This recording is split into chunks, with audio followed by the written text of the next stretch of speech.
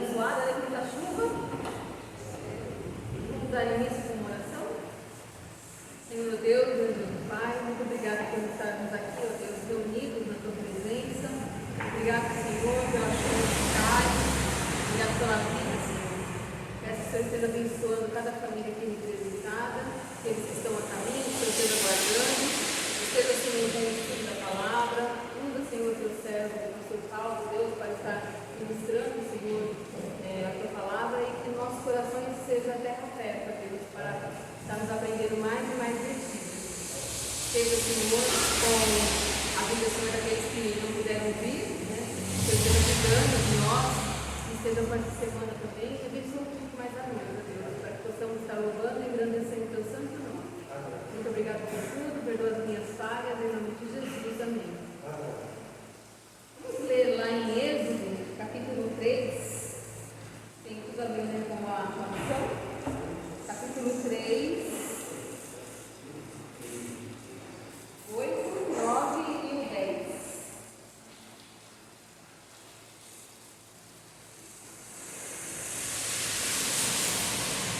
Êxodo 3, 8, 9 e 10.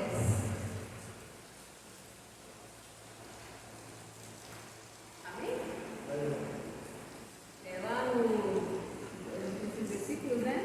8 diz: por isso desci para livrá-los, isso diz o Senhor, né? Das mãos dos egípcios, e tirá-los daqui para uma terra boa e vasta, onde manam leite e mel, a terra dos cananeus, dos hititas, dos amorreus,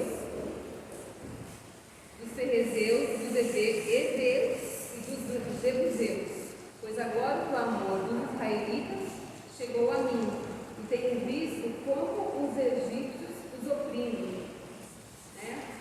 Acho que até o 9 está bom. E aí tem tudo a ver com a missão de hoje. Ontem eu dei 3 questões, os irmãos estudaram, tiraram de letra hoje. Quem elaborou as questões foi o pastor Paulo, viu? Achei muito difícil. Aí eu passo a palavra para o pastor Paulo para dar um pouquinho avançado o horário, né? 5h15 já. A gente já dá continuidade, amém?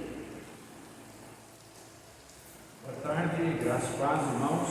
Amém. Deus abençoe os irmãos que puderam estar conosco, aqui na igreja, os irmãos em casa, que Deus abençoe vocês, sua família também. E nós vamos dar continuidade ao nosso estudo na matéria de bibliologia, no Êxodo capítulo 14. E acho que esse é o capítulo central, né, do livro do Êxodo. Esse é o capítulo que nos mostra o grande milagre que Deus exerce a favor do seu povo, mas também nos ensina que é necessário nós crermos nele e depositarmos nossa confiança nas decisões que Deus toma. É um capítulo que nos faz lembrar de todo o poder, toda a soberania, toda a autoridade de Deus. Nós vamos ler então até o verso de número 14.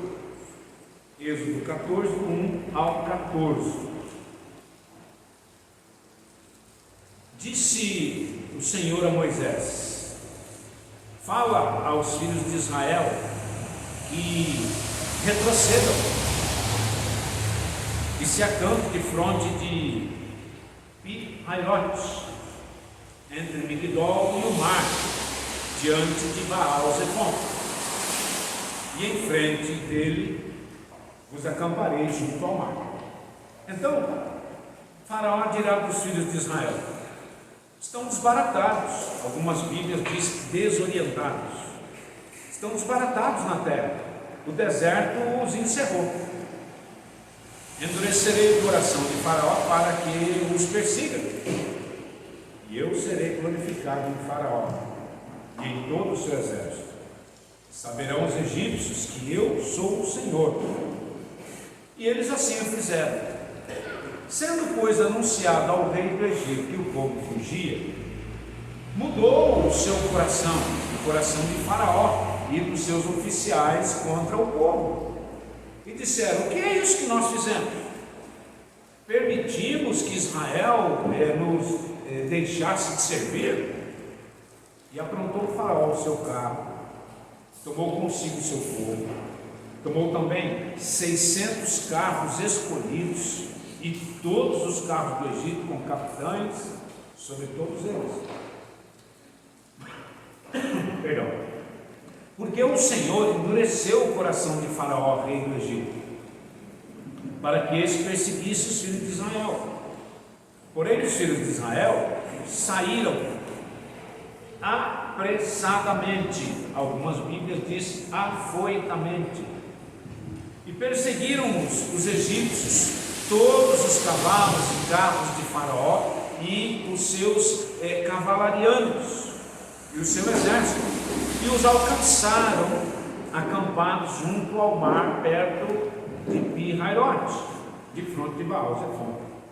Chegando Faraó, os filhos de Israel levantaram os olhos, e eis que os egípcios vinham atrás deles. Temeram muito. Então os filhos de Israel clamaram ao Senhor. Disseram a Moisés: será por não haver sepulcros no Egito que nos tirasse de lá, para que morrêssemos nesse deserto? Por que nos trataste assim, fazendo-nos sair do Egito? Não é isso que dissemos no Egito: deixa-nos para que sirvamos os egípcios? Pois melhor nos fora servir aos egípcios do que morremos aqui no deserto. Moisés, porém, respondeu ao povo: não temais, aquietai-vos e vede o livramento do Senhor que hoje vos fará, porque os egípcios que hoje vedes, nunca mais os tornareis a ver. O caminho está melhor? Que bom. As palavras-chave desse capítulo, para mim, o que nós podemos contextualizar para as nossas vidas, assim como aconteceu lá com o povo de Israel, é: nós não devemos ter medo, nós precisamos clamar a Deus e nós precisamos seguir em frente. Então, todos os acontecimentos, tudo que está escrito na palavra de Deus, foi escrito para que nós pudéssemos ter um aprendizado de como agir no dia a dia, de como enfrentar situações inesperadas e de como entregar todas as coisas nas mãos de Deus. Então Israel começa a sua jornada a partir daqui, a partir do capítulo 14 do Êxodo, que Israel vai começar a sua trajetória a caminho de Canaã. É a partir do capítulo 14 que nós vamos ver que eles vão ter esta novidade de vida. Agora tudo vai ser diferente para eles, como foi para nós a partir do momento que nós também passamos a confiar em Jesus, passamos a entregar os nossos cuidados a Deus, e assim como eles, nós muitas vezes não temos ideia do que vai acontecer conosco amanhã. Nós não sabemos o futuro, nós não sabemos o que vai acontecer na nossa trajetória de vida, mas nós precisamos estar sempre à disposição de Deus. De que maneira? Obedecendo às suas orientações, procurando ao máximo seguir as instruções que estão na palavra de Deus, e mesmo que ocasionalmente, e vai acontecer, ocasionalmente aconteça coisas que não sejam do nosso agrado, coisas que nós achamos que não deveria acontecer nas nossas vidas, ou na vida de quem nós amamos, mesmo em meio a estas circunstâncias desagradáveis, nós não podemos deixar de crer que Deus está no nosso meio, que Deus está conosco. Então, a passagem pelo Mar Vermelho, que é o assunto central aqui do capítulo 14 e, de certa maneira, de todo o livro do Êxodo, nos ensina um importante passo na história de Israel. Qual é o passo que esse capítulo, que este evento da passagem no meio do mar nos ensina, nos instrui? Que é necessário nós termos fé em Deus, que nós precisamos confiar quando Ele nos passa uma ordem, quando Ele nos instrui a fazermos algo, nós não devemos nem duvidar e nem achar que não haveria saída para aquela ordem, para aquele mandado de Deus sobre a minha vida, sobre a sua vida, sobre a vida, talvez, da nossa família. Por exemplo, dificilmente Deus fará isso que eu vou dizer, mas vou apenas colocar exemplificando. Mas pode ser que Deus queira fazer isso com alguém. Vamos imaginar que Deus, a irmã Terezinha está orando lá com o irmão Maurílio, e aí de repente Deus mostra a eles que Deus gostaria que eles fossem lá para a Nicarágua pregar o Evangelho. É difícil Deus fazer isso, porque nós sabemos que a denominação batista e todas as outras denominações co-irmãs têm missionários e juntas missionárias que mandam missionários para o mundo todo. Mas Deus pode querer que o casal vá para a Nicarágua pregar o Evangelho lá, formar um grupo de irmãos, ganhar almas para Jesus lá. Deus pode, Ele é soberano para isso. E é claro que irmão Maurílio com a irmã Terezinha, ou qualquer um de nós, ficaríamos preocupados. Nós, irmãos, não temos essa facilidade em entender os planos de Deus, porque o correto seria o casal, ou qualquer um de nós, se assim fôssemos chamados, curvar a nossa cabeça e dizer: amém, Senhor, seja feita a tua vontade, estou aqui, Senhor, sou o teu servo, sou tua serva, usa-me. Mas não é assim que a gente age, não é assim que a gente faz. Aí nós vamos começar a questionar Deus por esta ordenança que Ele nos passou, por esta revelação que Ele nos fez. Aí o casal vai falar: poxa, mas como é que vai fazer? Nossas filhas estão estruturadas aqui, estudando, e o emprego do Maurílio, o emprego da irmã Terezinha, como é que nós vamos fazer? Meu Deus! Mas aí vem essa questão que nós estamos aprendendo na lição de hoje. Se foi Deus quem mandou, se não foi um sentimento particular meu, se não foi algo que eu imaginei, mas se foi de fato Deus falando comigo, Ele vai comprovar isso. Ele vai mostrar que foi Ele mesmo, através de várias situações. Se foi Deus que mandou, nós não devemos questionar, porque Deus cuidará de todas as coisas. Mas nós não podemos esquecer que somos seres humanos, e como tais, mesmo sendo servos de Deus, nós temos algumas dúvidas, nós temos alguns receios, nós temos algumas inquietudes. Por exemplo, é o que está acontecendo aqui com Israel. Ora, irmãos, vejam, Deus já não havia mostrado seu poder, sua autoridade, seu amor, sua misericórdia, sua grandeza, sua santidade, tudo o que Ele é, quando Ele realiza o milagre das 10 pragas a favor de Israel, ainda no Egito. Pronto, Deus fez tudo isso. Só que quando chegou na primeira vez que Israel precisava demonstrar fé, para com Deus, Israel recuou. Os líderes das famílias procuraram Moisés, e disseram o seguinte: escuta, tinha sepultura lá no Egito? Não. Quando eles se viram acuados pelo exército do faraó que vem vindo, e essa região onde eles pararam, eles retrocederam, o significado de Pi-Hairote é beco sem saída. Era um lugar, uma região que termina numa península. Ela faz um Y, ao contrário. Então, ou a pessoa volta para trás, ou a pessoa tem que ir para o mar. Era a região de Pi-Hairote. Ou seja, eles estavam no que nós chamamos popularmente num beco sem saída.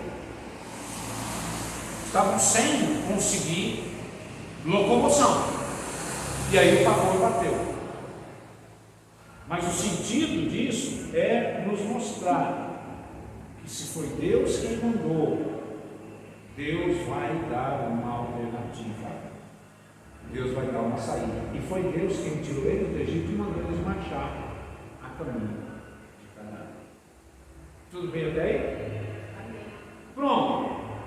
Então, nós devemos considerar esse incidente referente à travessia aqui do Mar Vermelho, com a incapacidade que o ser humano tem de entender os caminhos de Deus. Porque Israel não estava entendendo. Como é que Deus os tira de lá? E na cabeça deles era assim, é constante isso no livro do Êxodo. Lá nós tínhamos cebola, ou seja, nós tínhamos gêneros alimentícios, nós tínhamos água, nós tínhamos nossas casas, mas eles não se lembravam que lá eram escravos e agora estão livres. Ou seja, é melhor você ser livre tendo pouco ou quase nada, do que você ter algumas coisas, mas viver na escravidão. Outra coisa, eles precisavam entender que quem ia providenciar, quem ia cuidar, quem ia fazer tudo era Deus, e não eles, Israel. Um dos grandes problemas de Israel aqui é que eles começaram a achar que eles é quem iriam ter que dar um jeito na situação. Eles é quem iam ter que, de alguma maneira, ter recursos, condições para chegar em Canaã. Eles se esqueceram. Quem estava à frente deles era Deus. E o que é que a gente aprende? Qual é a contextualização? Qual é a aplicação que nós colocamos nas nossas vidas? Assim como eles, nós também. Toda vez que nós esquecemos de colocar Deus à frente, nós vamos ficar embaraçados. Nós vamos ficar zigue-zagueando.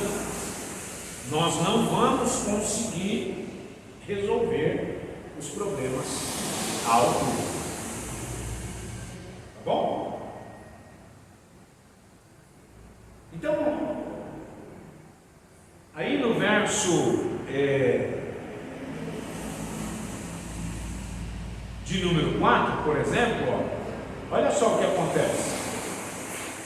Deus mais uma vez vai mexer com o coração do faraó e vai endurecer o coração dele para que o faraó com o seu exército perseguisse o povo de Israel. Isso aqui, irmãos, fica muito fácil para nós entendermos a situação. Nenhum de nós aqui somos especialistas em estratégias de guerra. Nenhum de nós aqui temos condições de entender a estratégia bélica de uma guerra. Mas eu pergunto aos irmãos: quem que teria vantagem em uma guerra entre o exército do faraó e o povo de Israel? Lógico, natural, simples. O exército do faraó ganharia a batalha. Eu até fui pesquisar, e é uma das perguntas que eu coloquei aí no texto, então vou responder só o que eu pesquisei. para não atrapalhar a sua resposta na pergunta, que a irmã Beth vai fazer no final. Ao todo, alguns historiadores, como Flávio Josefo, Plínio e outros, dizem que o faraó liberou para perseguir Israel cerca de 50 mil homens de guerra. Estes carros que o texto fala aqui eram apenas os guerreiros mais importantes, mas o texto continua dizendo que outros cavaleiros, outros carros também saíram. Cada carro de guerra no Egito era composto por 3 homens, não era um carro para cada homem, eram 3 homens. Um ia dirigindo a carroça, o carro, outro ia com escudo para defender alguma lança que o inimigo pudesse lançar, e o terceiro era o arqueiro, para lançar a flecha no inimigo que vinha de frente com ele. Então, tinha muita gente para guerrear contra Israel, e Israel despreparado. Israel não era um povo ainda de estratégia militar. Israel não tinha armas. Se você olhar o texto, você vai ver que Israel não tem armas, e nem era para ter medo. Israel não tem condição de enfrentar nem esse, nem nenhum exército ainda. O que é que a gente aprende disso? Israel estava 100% na dependência do mover, da misericórdia, da graça e do poder de Deus. Acho que eu ia falar. Então veja, na nossa vida, ao longo da nossa trajetória cristã evangélica, até mesmo na nossa trajetória profissional, familiar, social, acontece a mesma coisa. Tem situações que as coisas estão tão voltadas contra nós, que se nós não entendermos que não é pelas nossas armas, não é pelas nossas forças, que nós não temos, não é pela nossa estratégia, mas é simplesmente pela ação de Deus nas nossas vidas. Israel, como nós vamos ver, ganhou sem precisar. E não é o único caso, viu? No Antigo Testamento, nós temos inúmeras passagens onde Deus realizou milagres a favor do povo de Israel, sem que Israel precisasse levantar uma única espada. Por exemplo, o caso de Gideão. Gideão convoca mais de 100 mil homens para a guerra. De uma tacada só, Deus manda voltar 70 mil. E depois baixa para 10 mil. E depois baixa para 3 mil. E Deus falou: ainda tem muita gente aí. E no final só ficou 300. E para concluir, nenhum dos 300 precisou puxar a espada, porque Deus é quem estava à frente. O que é que isso nos mostra? Que não é pela força, não é pela brutalidade, não é pela achar que eu posso, que eu sei, que eu consigo, que eu não. É nos submetermos ao senhorio, à vontade e à soberania de Deus.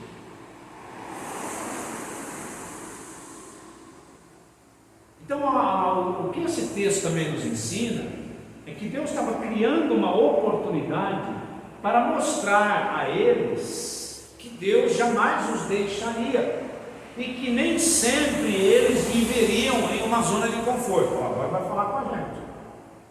Sabe, irmãos?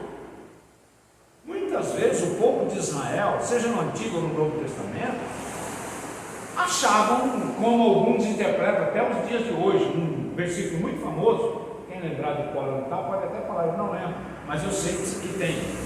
Porque Deus não nos chamou para ser cauda, Deus nos chamou para ser cabeça.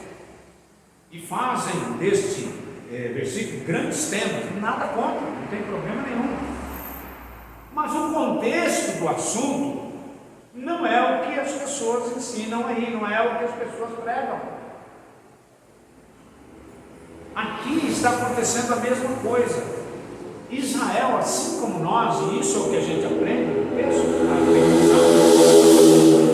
é que de vez em quando Deus Ele vai nos tirar da nossa zona de conforto, mas isso não quer dizer que Ele não está conosco. Muitas vezes Deus nos tira da nossa zona de conforto para demonstrar, para nos mostrar a sua glória, para nos colocar em uma posição melhor ainda, para nos direcionar a coisas que nós ainda não conhecíamos, a ter grandes experiências com Deus. Então, Jesus, por exemplo, tirou todos os apóstolos da sua zona de conforto. Um era pescador, o outro era fiscal de imposto de renda, o outro era um tradutor, o outro era, cada um lá na sua tranquilidade, sem se incomodar muito com as coisas. Jesus vai lá, tira todos eles dessa zona de conforto e diz para eles: olha, vocês vão me seguir, e quem me segue vai ter que suar a camisa, vai precisar andar comigo, vai ter que enfrentar situações inusitadas, nós vamos ter que enfrentar o reino das trevas, tirar da zona de conforto. Mas veja, que em momento algum Jesus deixou os discípulos na mão, ou em momento algum Jesus deixou de operar sinais, milagres e maravilhas na vida deles, porque a intenção de Jesus em nos tirar, ou de Deus nos tirar da zona de conforto, é justamente isso: fazer com que nós possamos crescer, principalmente na vida espiritual, e crescer nas experiências vivenciais, ministerialmente falando. Então, quando a gente lê assim por cima, parece, não é, que Deus não está agindo com Israel coerentemente. Faz o povo sair lá do Egito, e agora chega aqui e o povo fica nesse impasse, não é? Mas não é isso. O texto está nos ensinando que Deus está criando oportunidade ao povo de Israel para que eles aprendessem que Deus é quem tem o controle de tudo, e que na hora certa, no momento certo, Ele agirá ao nosso favor. Ele não nos deixará perecer no deserto. Isso foi Ele que nos chamou. Então, voltando aqui ao caso de exemplo do irmão Murilo e da irmã Terezinha, se Deus mandou eles ir para Guatemala, pode ir tranquilo. Pode ser que aconteça alguma situação que eles não gostariam de passar, pode ser que aconteça alguma coisa que não seja conforme o que eles pensam e queriam, mas no final tudo vai dar certo, o nome de Deus vai ser glorificado, e eles também vão ser reconhecidos pela igreja e pelo próprio Deus, porque obedeceram a voz do Senhor. Mas muitas vezes, para que a glória de Deus seja manifesta, nós precisamos sair da nossa zona de conforto.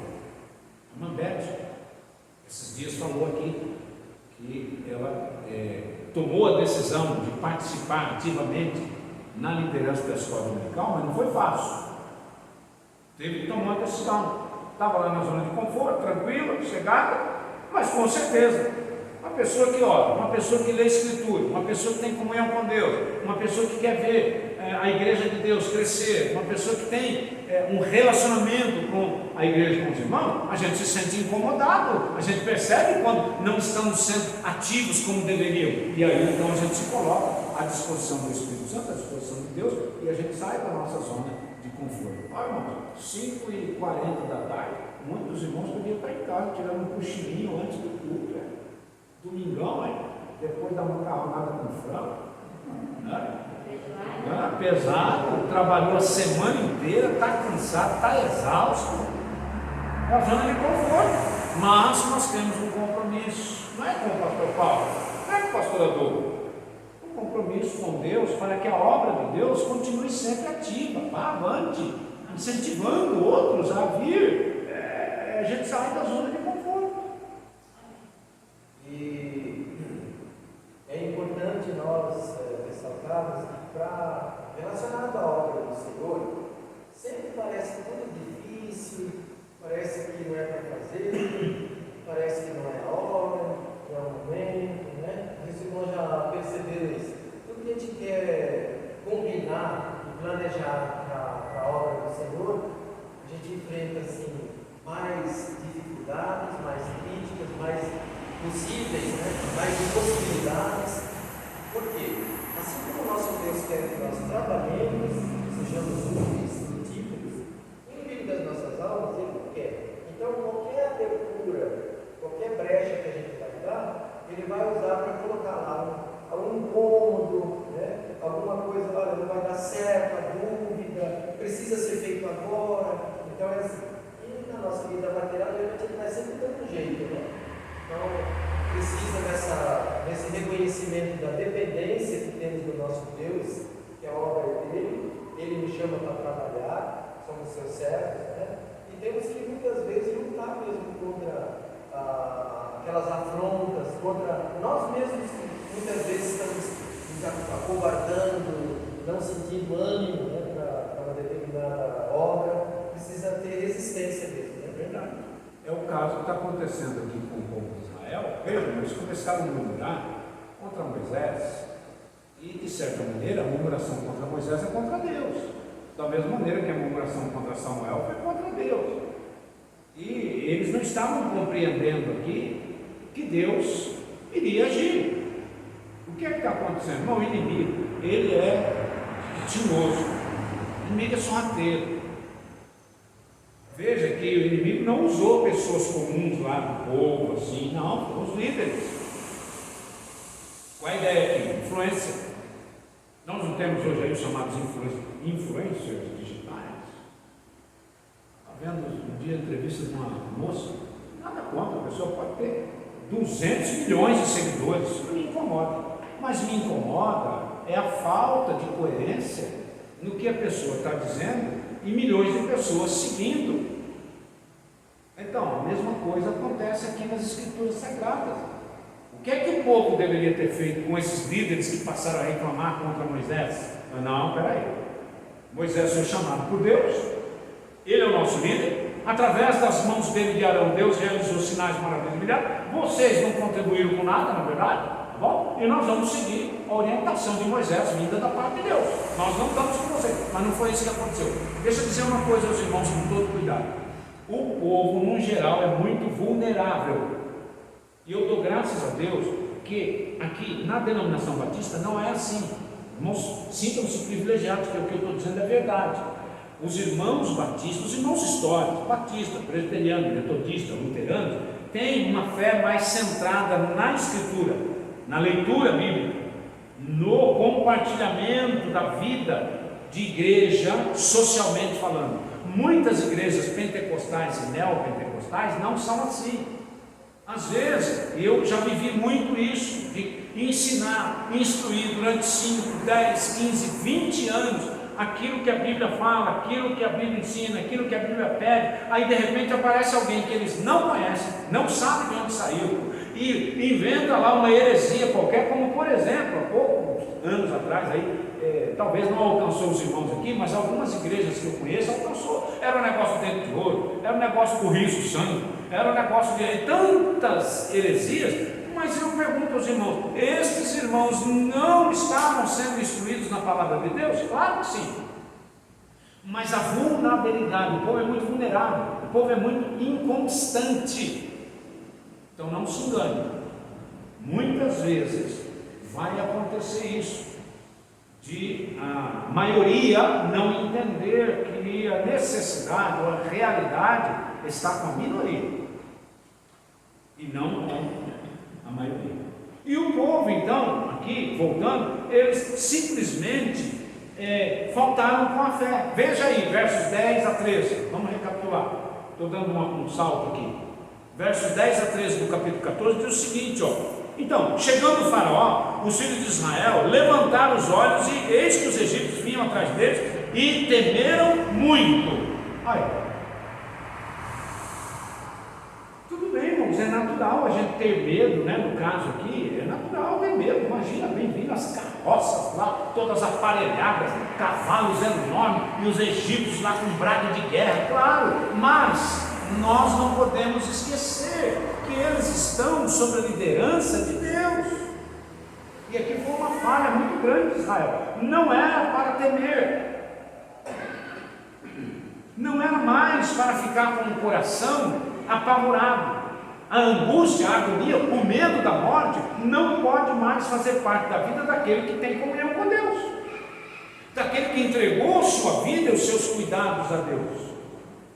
Esse é o desenvolvimento da vida espiritual que o apóstolo Paulo tentou ensinar, introduzir, inculcar na vida de todas as igrejas que ele fundou e que ele pôde orientar. Quando Paulo ensina assim, ó, não vivo eu mais, Cristo é que vive em mim.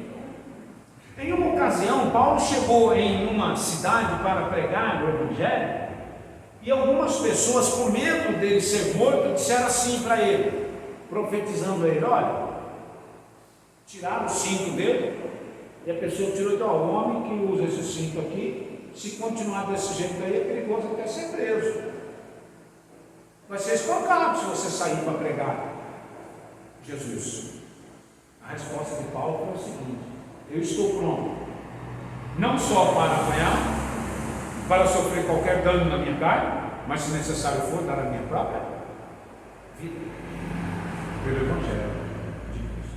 Isto é, o que faltou para Israel aqui foi a fé, a confiança de que Deus não iria fazer suas crianças, seus idosos, as mulheres e todo o povo perecer ali na beira da praia. Deus não concorda com a adagem popular de que muitas pessoas acabam fazendo da sua própria vida. Nadam e morrem na praia. Isto é, tem pessoas que se esforçam, mas de maneira errada, fazem as coisas erradas, a vida toda atrapalhada, a vida toda desajustada, mas é uma pessoa trabalhadora, uma pessoa que se esforça, mas não é assim, não é por causa da nossa ética, não é por causa do nosso bom comportamento, não é por causa de nós sermos trabalhadores, não são pelos nossos méritos que nós temos vitória na nossa vida, é por causa da mão poderosa, da graça e da grande misericórdia de Deus sobre as nossas vidas. Então Israel, ele simplesmente ficaram perturbados, essa seria a palavra mais correta, eles se perturbaram quando eles viram o exército de Faraó chegando. Isto é, eles esqueceram que a verdadeira fé consiste não nas circunstâncias, não importa o que esteja para acontecer, não importa quem está tentando prejudicar a igreja, ou um membro do corpo de Cristo, um obreiro, um pastor, um missionário, não importa. O importante é nós sabermos que a nossa confiança está em Deus. Paulo nos ensina isso lá em Romanos capítulo 4, dos versos 19 até o verso 20. Nada pode fazer com que um homem de Deus e uma mulher de Deus tema a circunstância.